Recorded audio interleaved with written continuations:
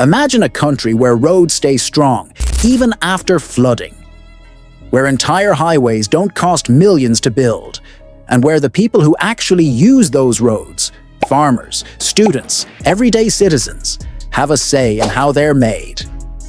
That might sound like a dream in many parts of the world, but it's quickly becoming reality in Burkina Faso. Under the bold leadership of Captain Ibrahim Traoré, this West African nation is rewriting the rules of infrastructure.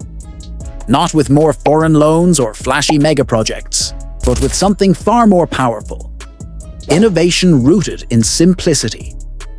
For years, roads in Burkina Faso have been a major challenge. Many are unpaved, riddled with potholes, or completely washed away during the rainy season. In the dry season, they turn to dust, fine particles that rise into the air and create massive visibility problems. People living in rural areas often find themselves cut off from healthcare, schools, and markets. The country's economy, which relies heavily on agriculture and cross-border trade, has been held back by these broken transportation links. And to make things even more difficult, Burkina Faso is landlocked. With no access to the ocean, roads are the veins through which the country's economy flows. When they collapse, everything else suffers. But rebuilding these roads the traditional way is incredibly expensive. Laying asphalt can cost up to $500,000 per kilometer. And with Burkina Faso's limited budget, that kind of money just isn't available, especially when every kilometer has to survive intense rain, blistering heat, and heavy use. That's where the Dono technique comes in. This groundbreaking approach, introduced through a partnership with the Japan International Cooperation Agency, is changing the game. At its core, the Dono technique is beautifully simple. The word Dono means earth bag in Japanese, and that's exactly what it uses. Local soil, like clay, laterite, gravel, and sand, is packed into strong bags and layered to create sturdy, weather-resistant roads. These bags are reinforced with geotextile fabrics to stop erosion and help keep everything in place. Recycled construction materials are added to strengthen the structure even more. There's no need for complex machinery, no reliance on imported materials, and no massive logistical nightmares. Just smart design, using what's already beneath your feet. And the best part? It's cheap. Really cheap. The Dono technique can reduce construction costs by up to 60%. That means for every kilometer of road built the old way, you could build almost 2.5 kilometers using this method. For a country like Burkina Faso, that's not just a good deal, it's a breakthrough. It means more roads can reach remote villages, more goods can move between regions, and more children can get to school without walking miles in the mud.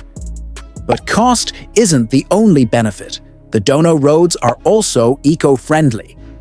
Traditional road construction often means deforestation, digging up hills for gravel, and releasing carbon through transport and equipment.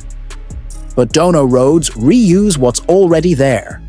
They reduce waste, avoid large-scale environmental damage, and use materials in a way that works with nature, not against it. In a country that's already dealing with the impacts of climate change, this kind of sustainable thinking is essential. Then there's the speed.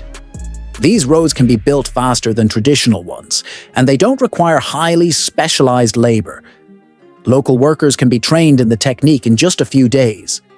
That creates jobs, builds local expertise, and empowers communities to take ownership of their infrastructure. Instead of waiting months or even years for government contractors to show up, villages can build their own roads with pride and with purpose. And they last.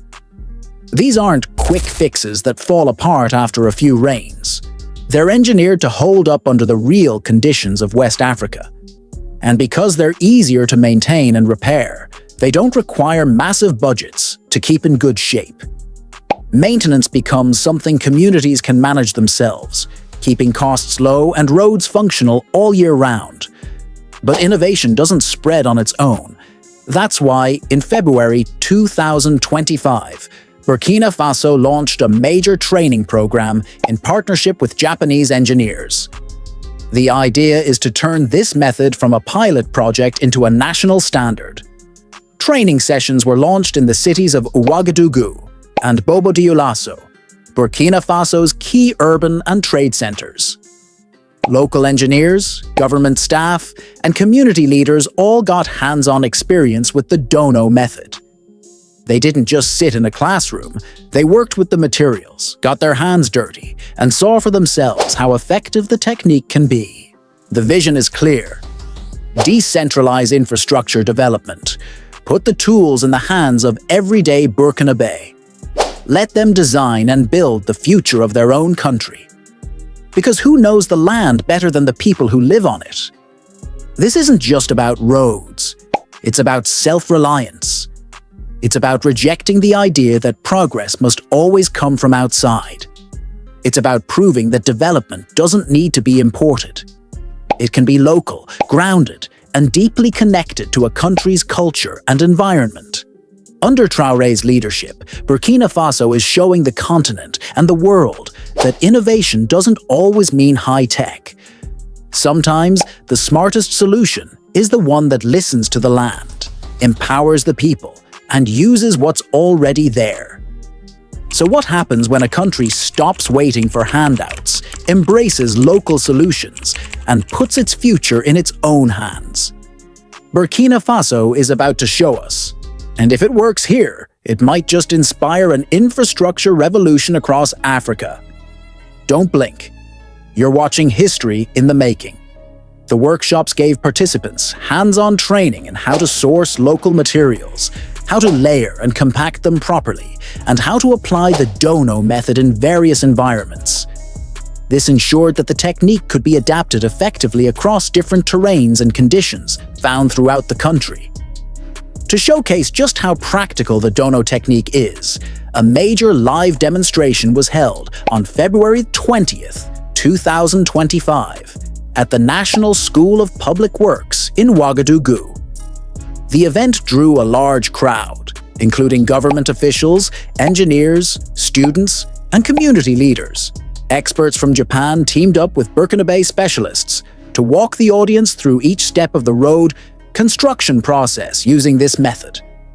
It served as a powerful, real-time illustration of how efficient, cost-effective, and sustainable the technique is.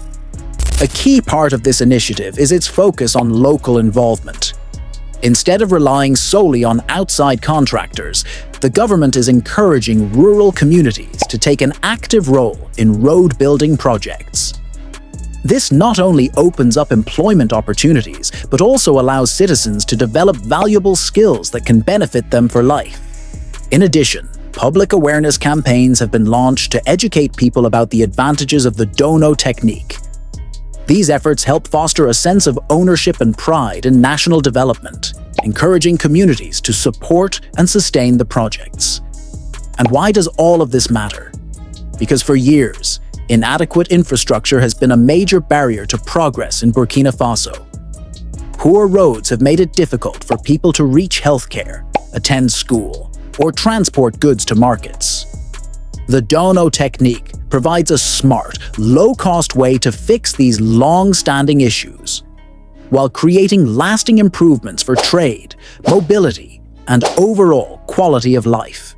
With smoother, more reliable roads, local farmers and merchants can get their products to buyers more quickly and with less risk. Medical emergencies can be handled faster, with easier access to clinics and hospitals in remote areas. School children in the countryside can attend classes more regularly, no longer held back by unsafe or impassable routes. And beyond that, the method is generating thousands of jobs, not just in construction, but also in training, logistics, and long-term maintenance. That kind of employment helps fuel economic growth at the grassroots level. There's also an environmental benefit. The Dono technique is eco-conscious by design. Its materials reduce erosion and help roads stand up to floods, making the network more climate resilient in a time of increasing environmental challenges. Still, despite all these benefits, rolling out the Dono method nationwide won't be easy. There are challenges to overcome. For starters, expanding the program to all regions will require significant and sustained financial support. And while the technique works well in many environments, special adjustments may be needed for areas with steep hills or dry deserts. Another key issue is training, ensuring there's a large enough workforce with the right skills to implement the method correctly. Then there's the matter of public acceptance.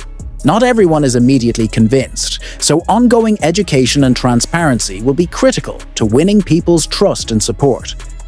But Captain Ibrahim Traoré and his administration remain focused. They're addressing these issues gradually, scaling the program region by region, while continuing to train more workers. At the same time, the government is seeking new international partners and looking for fresh sources of funding to keep the initiative moving forward.